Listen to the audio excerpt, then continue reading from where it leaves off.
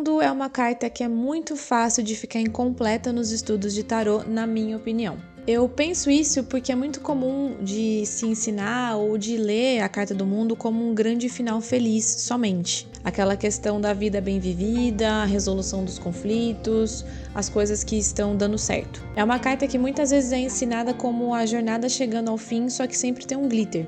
Afinal de contas, a gente tem essa figura aqui que realmente parece estar muito satisfeita, certo? E não que isso seja mentira, não é mentira. A gente pode ir por essas definições, mas talvez esteja um pouco incompleto. E isso para mim mostra muito como o tarô tem camadas e que essas camadas se apresentam de formas muito sutis e distintas a depender do contexto. E hoje eu vou te mostrar como a Carta do Mundo ela pode ser muito amarga usando a série britânica Fleabag como exemplo. Vem comigo!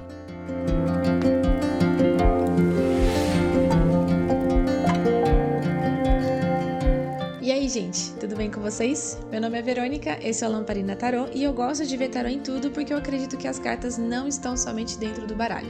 E é exatamente isso que eu vou fazer nesse vídeo, ver tarô onde aparentemente não tem. Eu digo aparentemente entre aspas porque tarô tá em tudo, é só você abrir bem o olho e refletir sobre o que tá ao seu redor que você vai enxergar. Mas antes de eu começar, eu já quero colocar de aviso aqui que muito provavelmente vai ter um spoiler, caso você nunca tenha assistido essa série. E até o momento desse vídeo, essa série tá disponível na Prime Video, então se você tem curiosidade de assistir Fleabag, pausa esse vídeo, vai assistir e depois você volta pra ver o que eu tenho pra falar. Spoilers são sempre muito desagradáveis, mas eu acho que um spoiler de Fleabag é especialmente mais desagradável do que o normal, então eu não quero estragar a sua experiência. A minha intenção com esse vídeo não é falar da série inteira, episódio por episódio, e detalhar cada cena ou destrinchar cada subtexto das falas, mas sim trazer de forma geral o que rola ali e falar do final especialmente. A gente está acostumado a associar final com recompensa, principalmente no caso de Fleabag, onde a segunda temporada é realmente uma história de amor, e o final eles não ficam juntos de fato. E se você parar pra pensar, isso vai acontecer quase que o tempo todo na vida real, né? Mas no cinema, a gente tá automaticamente esperando que as coisas deem certo, que tudo acabe bem.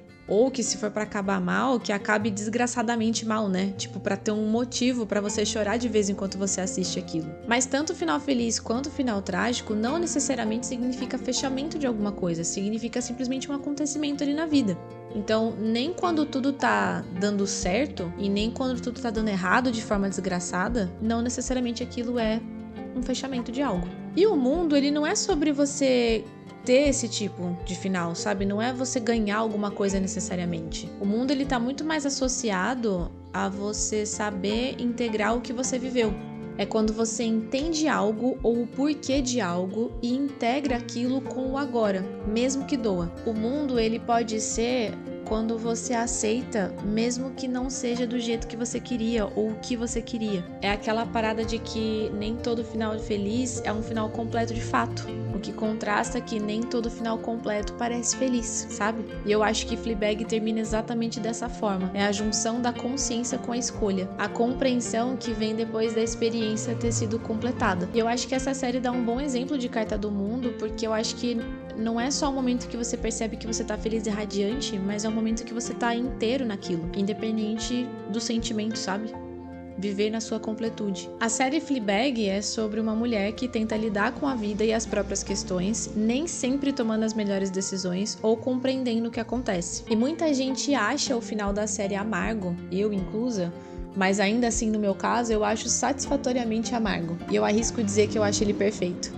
Na série, a personagem tenta constantemente lidar com o luto, ou dependendo do ponto de vista, ela tenta constantemente fugir dele. Ela tenta desesperadamente preencher o espaço vazio que a perda de duas figuras importantes na vida dela deixou, que é a mãe e a melhor amiga. Inclusive, no caso da melhor amiga, tem um acréscimo gigantesco de uma culpa, além da dor da perda. E ela tenta mascarar isso, fugir disso, principalmente através da busca intensa por sexo. Então ela passa praticamente a série inteira, ou a primeira temporada inteira, principalmente tentando escapar do luto, da culpa e de si mesma. E no final, ela não resolve tudo, mas ela para de fugir disso que ela tá tentando evitar. De fato, a Carta do Mundo é o final de uma jornada, mas para ser final, a gente tem que ter tido começo e meio. E é exatamente isso que a gente vê durante a série. A gente vê como isso tudo começou, os porquês e os receptivos desenvolvimentos até o desdobramento final. E esse é o ponto-chave.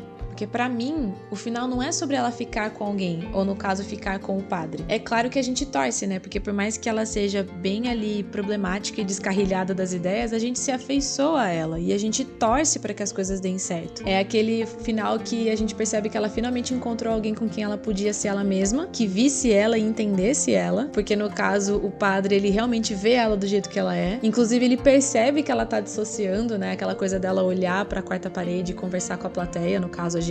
Ele tanto vê ela do jeito que ela realmente é, né? Transparente, que ele percebe que ela tá dissociando, mesmo que ele não entenda necessariamente o que tá acontecendo ali. Talvez ele entenda porque ele também esteja fugindo de alguma coisa. No caso, a analogia das raposas. O padre é um personagem tão desajustado que pra ele o caminho do celibato não é considerado tão difícil quanto as relações românticas ou sociais. Ou seja, ele prefere fazer o celibato do que se relacionar, porque tá tudo tão desgraçado que não faz mais sentido. E as raposas, nesse contexto, representam os demônios internos dele e o passado obscuro, que não é muito explícito na série, mas sempre fica no ar alguma coisa ali. Então elas acabam funcionando como a quarta parede dele, a forma dele dissociar, o mecanismo de defesa que ele criou pra lidar com isso tudo, ou no caso, pra fugir disso tudo. E é por isso que ele sempre tá fugindo das raposas e amedrontado pela ideia de ser pego por elas. É a forma que ambos encontraram de não sentir completamente o que eles estão vivendo, ou no caso de não sentir de qualquer forma.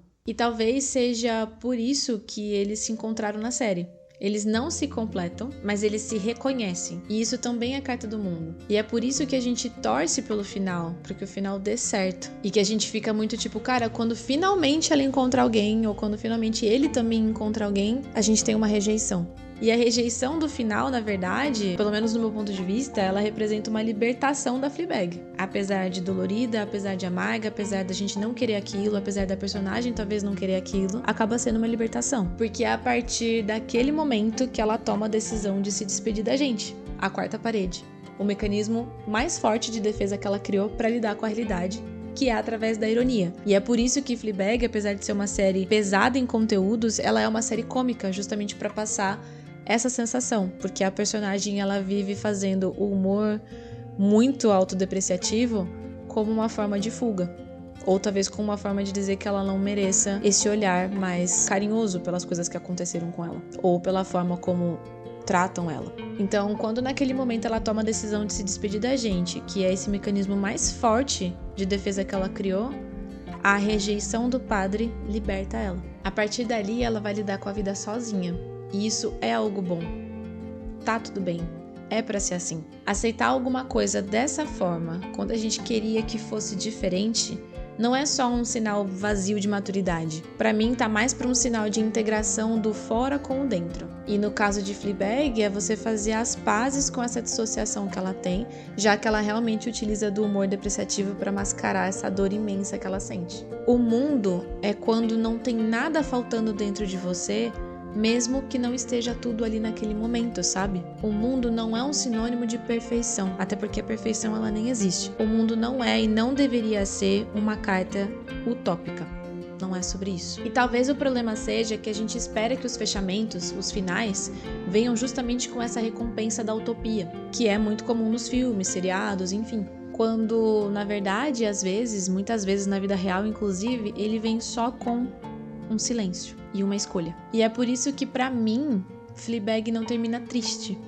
Ela termina completa. Se essa reflexão fez sentido pra você, não esquece de deixar o seu like. Aproveita e já deixa nos comentários se você concorda com essa humilde análise e estudo da Carta do Mundo com Fleabag. Ou, se você quiser compartilhar coisas que você percebeu e que eu não citei, coloca aqui embaixo pra gente trocar essa figurinha. Aproveita também e ativa o sininho do canal pra você ficar por dentro dos próximos conteúdos que eu soltar por aqui. Te vejo no próximo vídeo.